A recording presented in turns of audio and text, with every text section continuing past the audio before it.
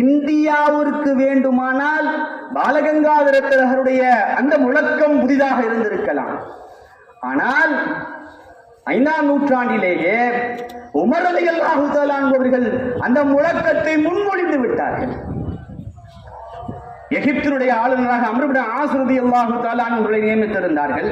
ஒரு சமயம் எகிப்தில் ஒரு ஒட்டக போட்டி ஒன்று நடக்கிறது. ஒட்டக பந்தயத்தில் அம்ர் இப்னு ஆஸ் ரலியல்லாஹு தஆலா அவருடைய மகன் முஹம்மது கலந்து கொள்கிறார். அவருடைய ஒட்டகம் மிக விரைவாக ஓடிக்கொண்டிருக்கிறது. யாரும் முந்த முடியாத ஒரு சூழல். அப்பொழுது எகிப்தை சார்ந்த கிப்தி இனத்தை சார்ந்த ஒரு மனிதனுடைய ஒட்டகம் அந்த ஒட்டகத்தை மீறி விடுகிறது, முந்தி விடுகிறது. முகமதுக்கு ஆத்திரம். அந்த சமயத்தில் இவருடைய வாயிலிருந்து சில வார்த்தைகள் வெளிவந்து ஒட்டகத்தை ஓட்டிக் கொண்டிருக்கிறார். அப்பொழுது அவருடைய முகத்திலே ஒரு குத்து விட்டு விடுகிறார் முஹம்மது, கிபுத்தியினுடைய முகத்திலே. நான் சங்கை மிகுந்த குடும்பத்திலே வந்தவன், நீ என்னை முந்திக் கொண்டு செல்லுகிறாயா? இப்பொழுது அந்த கிப்தி இளைஞர் கவர்னருடைய மகன் அம்ர் இப்னு ஆஸுடைய மகன் நம்மை குத்தி விட்டார். இங்கு கவர்னரிடத்திலே நாம் முறையிட்டால் நமக்கு நீதி கிடைக்காது. எனவே மதீனாவுக்கு சென்று விடும் என்று மதீனாவிற்கு வந்துடுகிறார். மதீனாவிலே உமர் இப்னு கத்தாப் ரலியல்லாஹு தஆலா இடத்திலே முறையிடுகிறார். எகிப்திய ஆளுநர் அம்ர் இப்னு ஆஸுடைய மகன் முஹம்மதுடைய முகத்திலே குத்தி விட்டார். உமர் ரலியல்லாஹு தஆலா அவர்கள் உடனடியாக கட்டளை பிறப்பித்தார்கள், இருவரும் மதீனாவுக்கு உடனடியாக வந்து சேர வேண்டும் என்று. எந்த விதமான நாட்கள் கடத்தலும் இல்லை, எந்த விதமான சிபாரிசுகளும் இல்லை. யாராக இருந்தாலும் சமமான நீதி. எவ்வளவு பெரிய கவர்னராக இருந்தாலும், எவ்வளவு பெரிய பொறுப்பில் இருந்தாலும், எவருடைய கவர்னருடைய மகனாக இருந்தாலும் நீதி என்று வந்துவிட்டால் சமம். உடனடியாக வரவழைக்கப்படுகிறார்கள். மண்டபத்தில் வைத்து விசாரிக்கப்படுகிறார்கள். விசாரிக்கப்பட்டு அவர்கள் மீது குற்றம் நிரூபிக்கப்பட்ட உடனேயே கிறிஸ்தினுடைய கையிலே சாட்டையை கொடுத்தார்கள். உமர் ரலியல்லாஹு தஆலா அன்ஹு முஹம்மதை அடித்து விடுங்கள் என்பதால் அவர் உடனடியாக வாங்கி அடித்து விட்டார். அடித்த உடனேயே அடுத்த வார்த்தை சொன்னார்கள் உமர் ரலியல்லாஹு தஆலா அவர்கள், அம்ர் இப்னு ஆஸை படியுங்கள். அம்ர் இப்னு ஆஸ் ரலியல்லாஹு தஆலா அன்ஹு பெரும் சஹாபி, கிப்தி சாதாரண மனிதர். அடித்து விடுங்கள் அம்ர் இப்னு ஆஸை, ஆளுநரை அடித்து விடுங்கள். கேட்டார் அந்த கிப்தி, அம்ர் இப்னு ஆஸ் எந்த ஒரு தவறும் செய்யவில்லையே, அவரை ஏன் நான் அடிக்க வேண்டும்? சொன்னார்கள் உமர் ரலியல்லாஹு தஆலா அன்ஹு, அவருடைய மகன் இப்படியான வார்த்தை பேசுவதற்கு அவருடைய பதவிதானே காரணமாக இருந்தது. அதை அவர் தடுத்திருக்க வேண்டும் அல்லவா? அவரை அடிங்கள், அப்பொழுதுதான் அவருடைய மகனுக்கு புத்தி வரும். ஆனால் அந்த புத்தியை ஒற்றுக்கொள்ளவில்லை, அடிக்கவில்லை. உமர் ரலியல்லாஹு தஆலா அன்ஹு அவர்கள் கேட்டார்கள் அம்ர் இப்னு ஆஸை பார்த்து, எப்பொழுது நீங்கள் இவர்களை எல்லாம் அடிமைப்படுத்தினீர்கள்? உம்மஹாத்துஹும் அவருடைய தாய்மார்கள் அஹ்ராரா சுதந்திரமானவர்களாக பெற்றெடுத்திருக்க, மத்தா தஅப்பத்துமுன் நாஸ் மக்களை நீங்கள் எப்பொழுது அடிமைப்படுத்தினீர்கள்? சுதந்திரம் என்பது அவர்களுடைய பிறப்புரிமை. அவர்கள் சுதந்திரமாக பிறந்திருக்கிறார்கள். நீங்கள் அடிமைப்படுத்த நினைக்கிறீர்களே, என்ன காரியம் இது? கணேசத்திற்குரியவர்களே, சுதந்திரம் எனது பிறப்புரிமை என்பதை முதலாக இந்த உலகிற்கு சொல்லியவர்கள் உமர் ரலியல்லாஹு தஆலா அன்ஹு அவர்கள். கணேசத்திற்குரியவர்களே, அதே போன்று பரிபூரணமான சுதந்திரம், கம்ப்ளீட் இண்டிபெண்டன்ஸ் என்கின்ற ஒரு வார்த்தை இருக்கிறது. 1929 லாகூரிலே நடந்த காங்கிரஸ் மாநாட்டில கம்ப்ளீட் இண்டிபெண்டன்ஸ், பரிபூர்ணமான சுதந்திரம் வேண்டும் என்று ஒரு தீர்மானம் போடப்படுகிறது. ஆனால் அதற்கு 8 ஆண்டுகளுக்கு முன்னமே 1921 ஒரு காங்கிரஸ் மாநாட்டில் அனைவர்களும் நாம் ஆங்கிலேயர்களோடு பாதுகாப்பான சுதந்திரத்தை கேட்போம். பாதுகாப்பான சுதந்திரம் என்றால் அவர்களுடைய ஆட்சியிலே நாம் பங்கு கேட்போம். இந்தியாவை அவர்கள் ஆட்சி செய்து கொண்டிருக்கிறார்கள், அந்த ஆட்சியில நாமளும் பங்கு கேட்போம். யாராவது நம்முடைய அதிகாரிகளை நியமிக்க சொல்வோம், நாம சுதந்திரமாக இருந்து கொள்ளலாம் என்ற அடிப்படையிலே வாதம் நடந்து கொண்டிருக்கிறது மாநாட்டில்.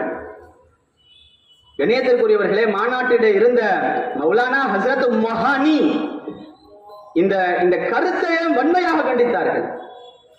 நமக்கு பாதுகாக்கப்பட்ட சுதந்திரம் முக்கியம் அல்ல, நமக்கு வேண்டுவது பரிபூர்ணமான சுதந்திரம், கம்ப்ளீட் இண்டிபெண்டன்ட் நேஷன் நமக்கு வேண்டும். பரிபூரணமான சுதந்திரம் நிறம் அடைந்த நாடு நமக்கு வேண்டும். இந்த ஆங்கிலேயர்கள் இந்த நாட்டை விட்டு உடனடியாக வெளியேற வேண்டும். இதுதான் நமக்கு முக்கியம். இதுதான் இப்பொழுது தேவை. நீங்கள் என்ன பேசிக் கொண்டிருக்கிறீர்கள்? அவருடைய கருத்தை சில பெருந்தலைவர்கள் ஏற்றுக்கொள்ளவில்லை. ஆனால் 8 ஆண்டுகளுக்கு பிறகு 1928 அதே கருத்துகள் காங்கிரஸ் மாநாட்டிலே தீர்மானமாக நிறைவேற்றப்பட்டது. என்ன ஆகி போனது? ஹஜ்ரத் மௌலானா முஹானி அவர்களுடைய பெயர்களே இந்த சமூகத்திற்கு தெரியாமல் போய்விட்டது. இணையத்திற்குரியவர்களே, சில வரலாறுகள் மறைக்கப்படுகிறது என்பதையும் தாண்டி மாற்றப்பட்டு திரிக்கப்படுகிறது. அதுதான் வேதனை, இதுதான் கஷ்டம். பேராசிரியர் அப்துல் சமது தன்னுடைய தியாகத்தின் நிறம் பச்சை என்கின்ற ஒரு நூலில 300 இளைய செய்தியை எழுதுகிறார்கள்.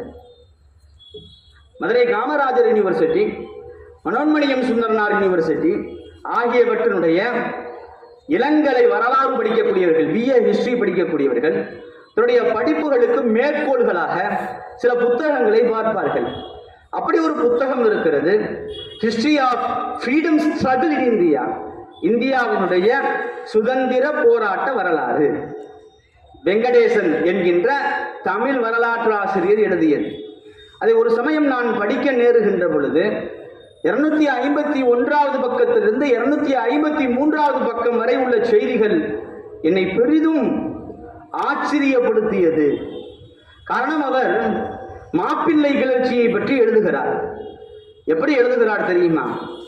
மாப்பிள்ளை கிளர்ச்சி என்பது ஒரு சுதந்திர போராட்ட கிளர்ச்சியே அல்ல. மாப்பிள்ளை கிளர்ச்சி என்பது ஒரு மத அடிப்படையிலே நடந்த ஒரு கலவரம். மாப்பிள்ளை கிளர்ச்சியின் காரணமாகத்தான் காந்தியினுடைய ஒத்துழையாமை இயக்கம் என்பது தென் மாநிலங்களிலே தடைபட்டு போனது. மாப்பிள்ளை கிளர்ச்சியின் போது மலபார் முஸ்லிம்கள், மலபார் மதவாதிகள் இந்துக்களை கொத்து கொத்தாக கொன்று குவித்தார்கள். அவர்களை மதம் மாற்றினார்கள். அவருடைய பெண்களை மோசமாக்கினார்கள். அவருடைய வீடுகளை சூறையாடினார்கள். அவருடைய வீடுகளை தீக்கிரையாக்கினார்கள்.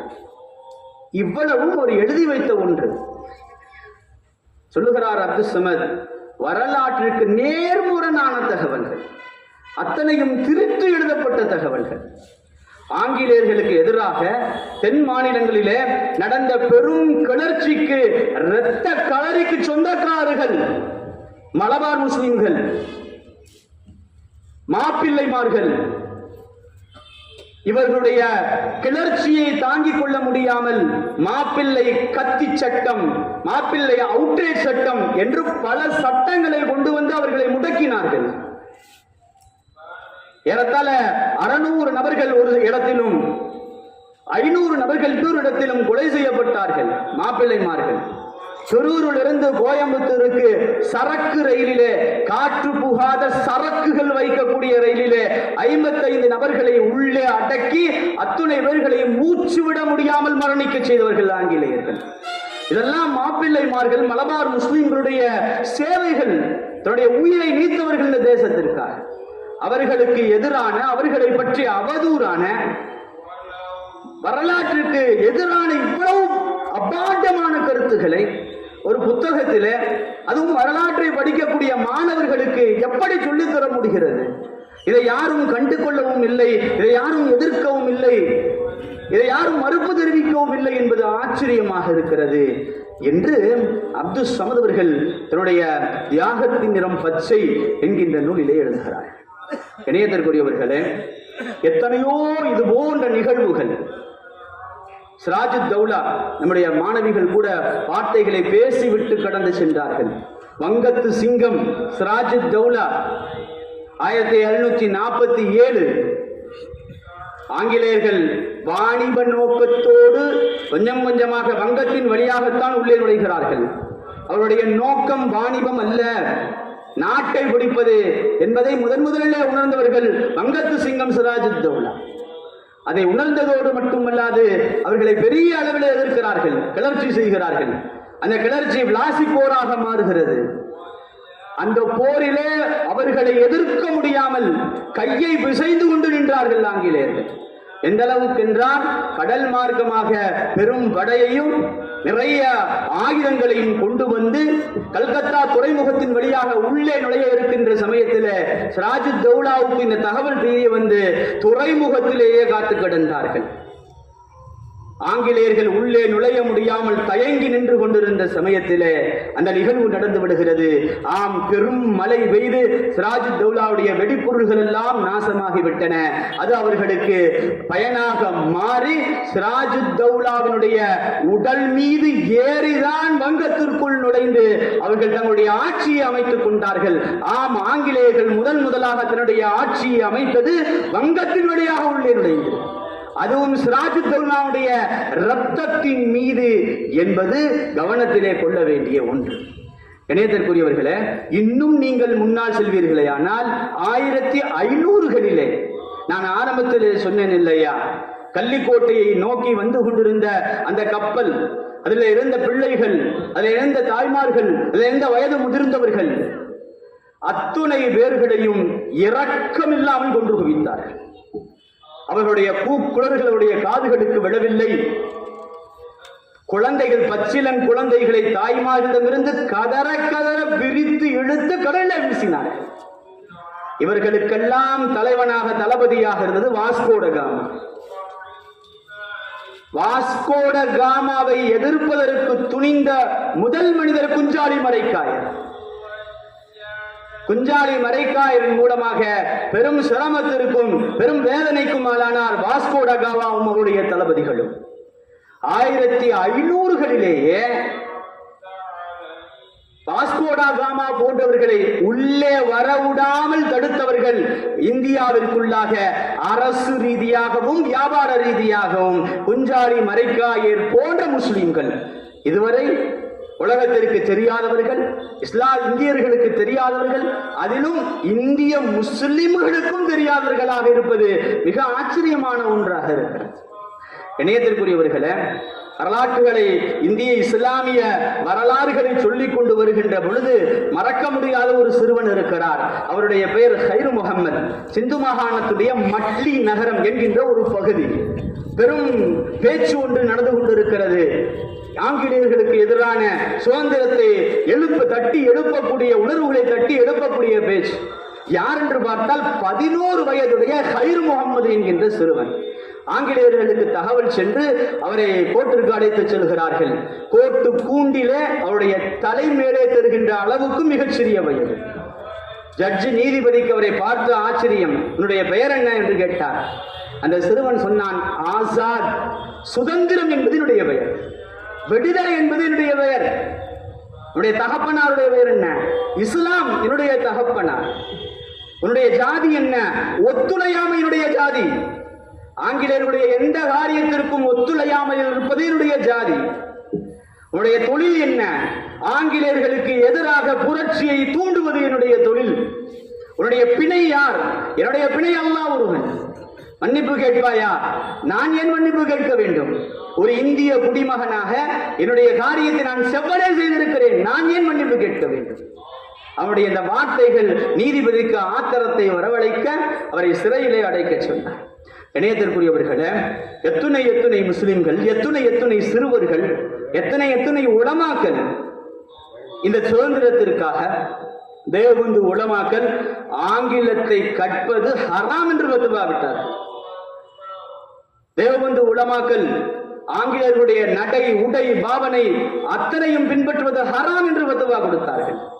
காசிம் நானூத்தவி ரஹ்மத்துல்லாஹி அலைஹி அவர்கள் ஆங்கிலேயர்களை இந்த நாட்டை விட்டு விரட்டுவது மார்க்க கடமை என்று ஃபத்வா கொடுத்தார்கள். முஹம்மது அலி ரஹ்மத்துல்லாஹி அலைஹி, மௌலானா முஹம்மது அலி அவர்கள் ஆங்கிலேயருடைய படையிலே சிப்பாயாக சேர்வது ஹராம் என்று ஃபத்வா விட்டார்கள். அப்துல் ஹமீது பாக்கவி அவர்கள் கதராடை அணியாத மணப்பெண்களுடைய மணமகன்களுடைய திருமணத்தில் கலந்து கொள்வதில்லை என்று ஃபத்வா விட்டார்கள். மௌலானா முஹம்மது அலி அவர்கள் ஈரோட்டிலே பேசிய, மஜ்லிஸுல் உலமாவிலே பேசிய அந்த பேச்சுகளுக்கு பிறகுதான் தமிழகம் முழுவதும் சுதந்திர வேட்கை என்பது ஆரம்பமானது. எல்லா பள்ளிவாசல்களிலும் உலமாக்கள் ஜும்மா உரைகளிலே சுதந்திரத்தை பற்றி பேச ஆரம்பித்தார்கள். மக்களை ஒன்று திரட்டினார்கள், மக்களை வேகப்படுத்தினார்கள், சுதந்திரத்தை புரிய வைத்தார்கள். இணையத்திற்குரியவர்களே, நம்முடைய தமிழகத்தில் அதிலும் குறிப்பாக பல பகுதிகளிலிருந்து சுதந்திரத்திற்காக போராடியவர்கள் நிறைய. கான் சாஹிப் மருதநாயகத்தை பற்றி ஒரு சிறுமி பேசினார்கள்.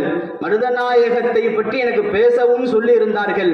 மருதநாயகத்தை பற்றி கடந்து செல்வதல்ல முறை, மருதநாயகத்தை பற்றி 1 மணி நேரம் 2 மணி நேரங்கள் பேசுவதுதான் முறை. சுருக்கமாக சொல்லிவிட்டு கடந்து விடுவதல்ல அவருடைய வரலாறு. மருதநாயகமாக இருந்து முகமது யூசுப் கான் சாஹிபாக மாறி சஜிதாவிலே இருக்கின்ற பொழுது துரோகத்தால் பிடிக்கப்பட்டு 2 தடவைகள் தூக்கிலிடப்பட்டு அவர்களுக்கு மூச்சு பயிற்சி இருந்ததால் 2 தடவைகளும் அவர்கள் மரணிக்காது தெரிந்து 3வது தடவை அவராக விரும்பி ஏற்றுக்கொண்டார். ஒரு காலம் 3வது தடவையும் மூச்சு பயிற்சியின் மூலமாக மூச்சை பிடித்திருந்தால் மரணித்திருக்கவே மாட்டார். இருந்தாலும் அவர்கள் இறந்ததற்கு பிறகு சந்தேகப்பட்டு பல துண்டுகளாக பிரித்து பல ஊர்களுக்கு அனுப்பி வைத்தார்கள் என்பதை மிக தெளிவாக சொன்னார்கள். நம்புதாலையிலே ஹிலாபத் இயக்கத்தில் ஈர்த்து அப்துல் காதர் மௌலவி என்ற ஒரு ஆளும் சுதந்திரத்திற்காக பெரும் பங்காற்றி இருக்கிறார்கள்.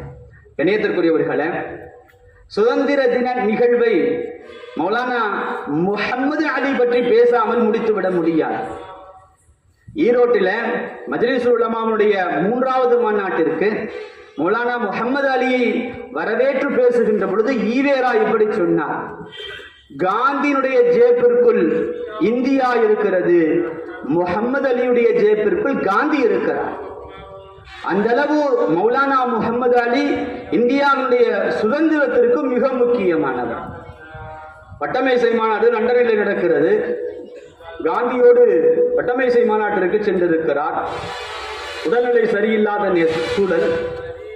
வட்டமேசை மாநாட்டிலே முகமது அலி அவர்களுக்கு 5 நிமிடங்கள் மட்டும் பேசுவதற்கு அனுமதி கொடுக்கப்படுகிறது. அவர்கள் பேச ஆரம்பிக்கிறார்கள். உடல்நிலை சரியில்லாத சூழலிலும் 2 மணி நேரங்கள் யாரும் இடையூறு செய்யாமல் பேச்சை கேட்டுக்கொண்டிருந்தார். பேச்சிலே அவர் சொன்னார்: ஆங்கிலேயர்களே, நான் என்னுடைய இந்திய தேசத்திற்கு செல்ல விரும்பவில்லை. காரணம், அது அடிமை நாடு. நான் இந்தியாவிற்கு செல்வதாக இருந்தால் சுதந்திரத்தை என் கையிலே கொடுத்து அனுப்புங்கள். நான் இந்தியாவிற்கு செல்லுகிறேன். இல்லையேல் உங்களுடைய இந்த சுதந்திர நாட்டிலே லண்டனிலே எனக்கு அடக்கம் செய்வதற்கு 6 அடி தாருங்கள். எனக்கு சுதந்திரம் தாருங்கள், இல்லையேல் இங்கு அடக்கம் செய்ய 6 அடி தாருங்கள். அவர்கள் சொன்னதை போன்றே லண்டனிலேயே வஃபாத்தாகி விடுகிறார்கள். வஃபாத்தானதற்கு பிறகு உலகத்தில் உண்டான அத்துணை முஸ்லிம் நாடுகளும் லண்டனிலே அடக்கம் செய்ய விரும்பவில்லை. 22 நாடுகள் ஹிலாபத் இயக்கத்திலே அவருடைய உடலை கேட்டு நின்றன. இறுதியாக பலஸ்தீன் அரசர் கேட்டதற்கு பிறகு பலஸ்தீனிலே பைத்துல் முகத்தஸிற்கு அருகிலே அவருடைய உடல் அடக்கம் செய்யப்படுகிறது. மௌலானா முஹம்மது அலி ஹஜ்ஜுக்கு சென்ற பொழுது ஹஜ்ஜினுடைய திரைச்சீலையை பிடித்து 2 துஆக்கள் செய்கிறார்கள். யா அல்லாஹ், என்னுடைய இந்திய தேசத்திற்கு சுதந்திரத்தை கொடு, சுதந்திர இந்தியாவிலே இஸ்லாமிய வாழ்வை கொடு. இந்த 2 துஆக்கள் மிக முக்கியமான துஆக்கள். அவர்களுடைய முதல் துஆ கபூலாகிவிட்டது. அல்லாஹு தஆலா இந்திய தேசத்திற்கு 1947 ஆகஸ்ட் 15 ஏறத்தாழ 78 ஆண்டுகள் ஆகிவிட்டன, சுதந்திரம் கிடைத்து விட்டது. ஆனால் 2வது துஆ, சுதந்திர இந்தியாவிலே இஸ்லாமிய வாழ்வை கொடு என்கின்ற அந்த துஆ முழுமையாக கபூலாகிவிட்டதா என்பது கேள்விக்குறி. எத்தனை எத்தனை இன்னல்கள், எத்தனை எத்தனை சிரமங்கள். ஒரு முஸ்லீமாக இந்த இந்தியாவிலே வாழ்வதே சிரமமாக இருக்கிறது. சாப்பிடுவதற்குண்டான உரிமை இல்லை, விரும்பிய சாப்பாடை சாப்பிடுவதற்கு உரிமை இல்லை, வணக்க வழிபாடுகளுக்கு உரிமை இல்லை. உத்தரப்பிரதேசத்தில் வாங்க மைக்கில் சொல்லக்கூடாது, தெருவிலே தொழுகக்கூடாது. அதை பெருமையாக வேறு உத்தரப்பிரதேச முதல்வர் பேட்டிகளிலே சொல்லிக் கொண்டிருக்கிறார். இந்தியர்கள் எல்லா இடங்களிலும் கிடைக்கின்ற இடங்கள் எல்லாம் தொழுவார்கள். அது அவர்களுடைய தொழுகையின் மீது உண்டான பற்று. யாருக்கும் தொந்தரவில்லாமல் விடுவார்கள்.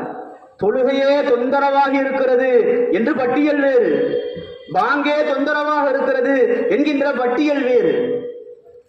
இணையத்திற்குரியவர்களே, அது போக எத்தனை எத்தனை சட்டங்கள் இந்தியா சுதந்திரம் அடைந்து கான்ஸ்டிடியூஷன் ஆஃப் இந்தியா என்று இந்திய அரசியலமைப்பு சட்டம் வரையப்பட்டு அதன்படி இந்தியா முழுவதும் இஸ்லாமியர்களும் நடந்து கொண்டிருக்கிறார்கள். ஆனால் நமக்கு எதிராக அரசியலமைப்பு சட்டம் இருக்கிறது என்பதற்காக வேண்டி அரசியலமைப்பு சட்டத்தை மாற்றுவதற்குண்டான எல்லா வேலைகளும் செய்து கொண்டிருக்கிறார்கள். இங்குதான் நீங்கள் ஆரம்பத்திலே சொன்னோம் இல்லையா, கட்டில். அந்த கட்டிலை நீங்கள் இங்கு ஞாபகப்படுத்திக் கொள்ள வேண்டும். கட்டில் என்பது அனைவருக்கும் சமமாக இருக்காது.